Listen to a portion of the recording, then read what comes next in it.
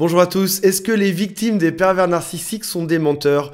Je sais ce qui va se passer, vous avez envie de disliker la vidéo, de me jeter des cailloux, vous dites mais pour qui se prend ce mec? Déjà, on est victime d'un pervers narcissique et en plus, on se fait traiter de menteur par la suite. Je vais vous expliquer ça aujourd'hui, ce sera aussi un mea culpa de ce qui moi m'est arrivé dans ma propre situation. Avant de démarrer, si vous le souhaitez, abonnez-vous à la chaîne, faites le quiz qui s'appelle « Est-ce que cette personne est perverse narcissique ou pas ?» C'est juste en dessous. Et si jamais vous voulez en parler, si jamais c'est compliqué pour vous, il y a une équipe qui est là, qui vous attend au téléphone et le lien pour prendre rendez-vous est juste en dessous. Alors, je vais vous expliquer où démarre cette constatation sur le mensonge des victimes des pervers narcissiques. C'est quelque chose que j'ai observé qui m'a vraiment surpris. Il y a un tout petit peu plus d'un an de ça, je lance le service d'appel téléphonique pour soutenir les victimes. Et dedans, il faut remplir une fiche. Donc, on sélectionne le jour, on sélectionne l'heure, et il y a, je sais pas, 5 ou 10 questions. Dedans, il y a nom, prénom, votre numéro de téléphone, profession, parce que ça indique des choses, quel est l'abus que vous avez subi, etc. Et je remarque une chose au téléphone, c'est que les gens mentent parfois sur certaines cases. Par exemple, profession, il marque dessus ingénieur, alors qu'en fait, cet homme ou cette femme est serveuse dans un bar. Et au début, j'étais surpris et je pose la question, je dis mais pourquoi avez-vous menti dessus? Pour quelle raison? Pourquoi pas juste mettre serveur, serveuse? Qu'importe au final. Et la personne me dit, ou les personnes me disent à chaque fois la chose suivante, j'ai eu peur que si jamais je mette la vérité dedans, je ne sois pas rappelé. Et donc c'est pour ça que j'ai menti. Donc ça veut dire, c'est pas un gros mensonge, mais ça reste un petit mensonge. Ça arrive au téléphone une fois, 2 fois, 3 fois, et j'en remarque quasiment une personne sur 2 ou 2 personnes sur 3 mentent sur leur fiche pour être sûr d'être rappelé.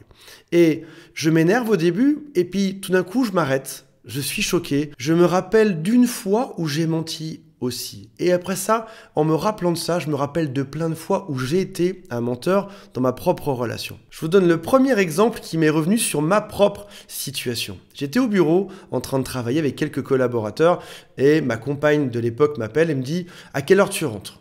Et plutôt que de dire « Je suis au bureau, j'en ai encore pour une demi-heure », je réponds « Je suis sur le chemin, j'arrive ». Et là, mes collaborateurs me regardent et me disent « Antoine, pourquoi tu viens de mentir ?»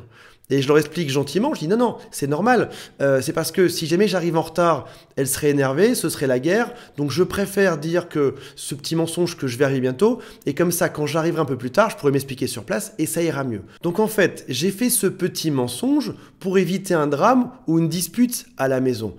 C'est pas un gros mensonge, c'est un petit mensonge à une demi-heure près, mais ça reste un mensonge. Et en me rappelant de cet épisode, je me rappelle qu'il y en a eu plein d'autres, parce que le pervers narcissique te conduit à mentir. Alors je sais que c'est facile de dire oui mais c'est de sa faute si j'ai menti, parce qu'au final j'ai pas d'excuses dans cette situation, et vous non plus j'imagine. Mais tu es tellement habitué à devoir marcher sur des œufs et à éviter les drames que t'en viens parfois faire des petits mensonges en te disant oui c'est juste un petit mensonge, c'est pas très grave. Par exemple, tu sais que l'autre n'aime pas que tu arrives en retard, et ben tu vas un peu lui mentir ou lui dire qu'il y a eu des bouchons pour pas qu'il y ait un drame ou qu'il y ait une crise à la maison. T'as oublié d'acheter un machin au supermarché, t'as oublié, t'avais 10 choses à acheter, t'en as oublié un. Plutôt que de lui dire j'ai oublié, tu vas dire ils étaient en rupture de stock sur place. Tu en viens à mentir pour éviter les drames au quotidien. C'est-à-dire qu'en fait, tu te conditionnes à faire tout le temps un tas de petits mensonges pour éviter des disputes. Le problème là-dedans, c'est que on ne construit pas une relation sur des mensonges, aussi petits qu'ils soient.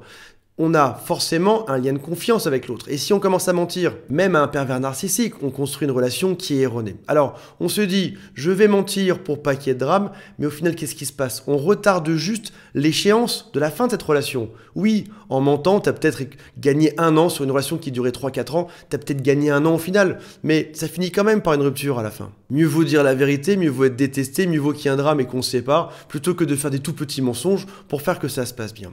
Je vous propose un exercice à faire pendant 24 heures. J'aimerais beaucoup que vous me mettiez OK en commentaire si jamais ça vous dit de faire cet exercice. Vous dites la vérité à tout le monde pendant 24 heures. Je vous promets que pour avoir essayé, c'est très perturbant. Tu dis toute la vérité, tu dis même tout ce que tu penses aux gens. Ton voisin de bureau fait trop de bruit, parle trop fort au téléphone, tu vas lui dire s'il te plaît, fais moins de bruit, ça me dérange. Juste pour voir ce qui se passe. Tu es accusé à tort par ton conjoint, par quelqu'un d'autre, tu vas lui dire non, tu te trompes, et je pense avoir extrêmement raison. Mais tu vas dire la vérité de manière nette, franche et précise. Un ami t'a proposé ce soir un dîner, t'as pas envie, réponds-lui, désolé, j'ai pas envie de sortir ce soir, sans même te justifier. Un copain te propose un déménagement et t'as vraiment pas envie de le faire, dis-lui, désolé, j'ai vraiment pas envie de faire ce déménagement. On te demande un service, dis non si t'as pas envie de le faire. Affirme-toi et dis les choses que tu penses immédiatement. Alors vous allez voir, parce que j'ai fait le test, quand même je fais cette vidéo mais j'ai quand même fait le test, on se fait pas que des amis pendant 24 heures.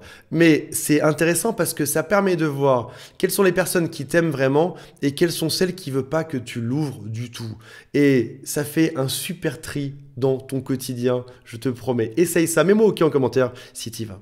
Je parlais des appels téléphoniques tout à l'heure, il y a le lien ci-dessous si ça te tente. C'est moi qui décroche ou c'est Thierry de mon équipe, ça dépend des heures. Essaye, tu peux mentir sur le quiz, c'est pas très grave, tu peux mentir sur les informations dedans. Je serai content de t'avoir en ligne et on se retrouve très prochainement. Salut à tous, bye.